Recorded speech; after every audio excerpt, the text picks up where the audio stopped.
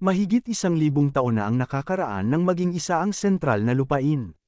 Higit 1,000 taon kung saan sapat na para sa bakal na kamay ng emperor na may malakas na martial arts kasama ng kanyang puwersa na mabulok at unti-unting mawala.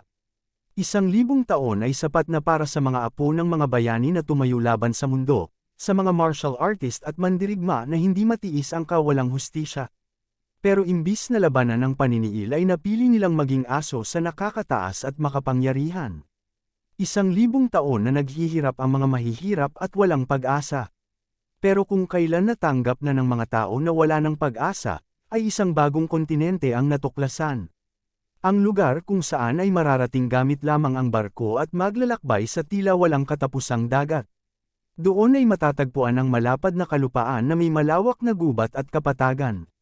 Matataas na bundok at malalim na lambak, malupit na desyerto at kalmadong ilog, lupa ng oportunidad, hindi mabilang na mga alipin, mga nagtatagong martial artist at ibang inapo ng mga unang hari na matagal nang nakalimutan. Kahit mga kriminal at mga mamabagsik na mga taong gumagamit ng demonic martial arts. Mga tao mula sa lahat ng antas ng pamumuhay ay nagsimulang tumawid sa karagatan para makamit ang kani-kanilang minimithi. Lahat na paniniwala at prinsipyo, pagiging makasarili at kasakiman, at ang kagustuhan para sa kabutihan. Lahat ng ito ay nagsagupaan at dinodomina ang isa't isa, kung saan malayo sa opresyon ng imperyo. Ang digmaan ng paniniwala ng bawat isa ay ang siyang magsisimula ng apoy sa mga puso ng martial artist.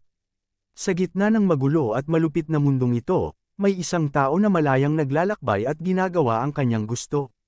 Abangan po natin mga ka-recap ang bago at nakakapanabik na kwento dito lang po sa ating channel. Maraming salamat po. Please don't forget to like our videos po and subscribe to our channel. See you soon. Bye!